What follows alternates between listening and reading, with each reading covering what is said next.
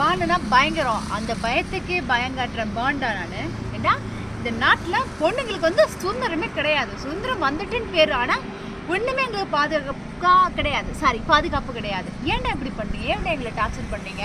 உங்களை நாங்கள் பயந்து இருக்க வேண்டியதாக இருக்குது. ஏன்னா ஒரு பொண்ணு நாங்கள் காட்டில் பேசுவோம், சுடுகாட்டில் கூட பேசுவோம், மேட்டில் கூட பேசுவோம். உங்களுக்கு என்ன வந்து நாங்கள் எங்கள் பிடிச்ச பசங்க கூட பேசுகிறோம். ஒரு பொண்ணு எங்கேயோ போய் தனியாக எங்களை பேசுகிறோம். உடனே அந்த பொண்ணு நீங்கள் என்ன வேணால் பண்ணுறீங்க, கை வைப்பீங்க. ஏன்டா வெட்டுங்கட்டுறவனுங்களா? இன்னும் அக்கா தங்கச்சி இந்த மாதிரி போய் பேசுகிற இந்த மாதிரி கை வைப்பீங்களாடா?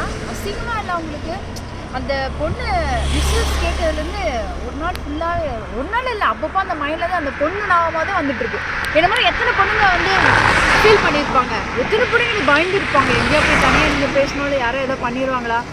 பசங்க மேலே நல்ல பசங்க கூட எங்களுக்கு மேலே நம்பிக்கை வரல. அவனும் அந்த மாதிரி தான் இருப்பானோ, பண்ணுவானோ, அந்த மாதிரி. ஏன்டா இப்படி பண்ணுறீங்க? நீங்கள் தானே பொண்ணுங்களுக்கு பாதுகாப்பு கொடுக்கணும். இப்படி பண்ணுறீங்களாடா? நீங்கள் ரேப் பண்ணுற மாதிரி பொண்ணுங்க நாங்களும் அந்த மாதிரி இறங்கி உங்களால் ரேப் பண்ண எப்படிலாம் இருக்கும்? எடுத்துக்கிட்டது சொல்கிறேன். ஆனால் பொண்ணுங்களால எதுவுமே பண்ண முடியாது. அதனால நீங்கள் இப்படி பண்ணிட்டுருக்கீங்க. நாங்களும் இந்த மாதிரி இறங்கிட்டா பசங்க வாழ்க்கை என்ன வருது? கொஞ்சமாவது யோசிங்கடா. பொண்ணுங்களை வந்து ஒரு தங்கையாக பாருங்கள், அக்காவாக பாருங்கள், தெய்வமாக பாருங்கள். தெய்வமாக நீங்கள் பார்க்கலன்னு பரவாயில்ல, ஒரு தோழியாக பாருங்கள். அந்த பொண்ணு அவங்க லைஃப் இருக்கும். அவங்க பாய் ஃப்ரெண்டு கூட அவன் என்னவோ பண்ணிட்டு போகிறான். நீங்கள் எதுவுமே பண்ணாதீங்கடா, பேசாமல் மூடிட்டு போங்க. இல்லை உங்களுக்கு பிடிச்ச கேர்ள் ஃப்ரெண்டு யாராக இருக்காங்களா அங்கே போங்கடா. நாட்டில் பார்த்தீங்கன்னா மோஸ்ட்லி இந்த கஞ்சா அடிக்கிறவன், குடிக்காரன், நீங்களாம் அவங்க யாருமே ஜோடியாக போனால் கண்டுக்காதீங்கடா. உங்கள் வேலையை பார்த்துட்டு மூடிட்டு ஓரமாக போங்க. தண்ணி அடிச்சுட்டு சிகரெட் அடிச்சுட்டு போங்க. அவங்க யாராவது பொண்ணுங்க யாராவது ஜோடியாக பண்ணிட்டாங்களா அப்படி பார்த்தோமா அதோட சரி மூடிட்டு போகணும். அது அனுபவமே நினச்சிங்கன்னா இப்படி தானே நீங்கள் சாவீங்க. போலீஸ் அரெஸ்ட் பண்ணணும், கடைசியில் குண்டடிப்படும், அப்புறம் இங்கே போடும், அங்கே போடும்.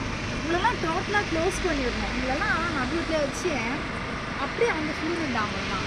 இது ஏன் தெரிஞ்சுங்கடா? பொண்ணுங்களாம் வந்து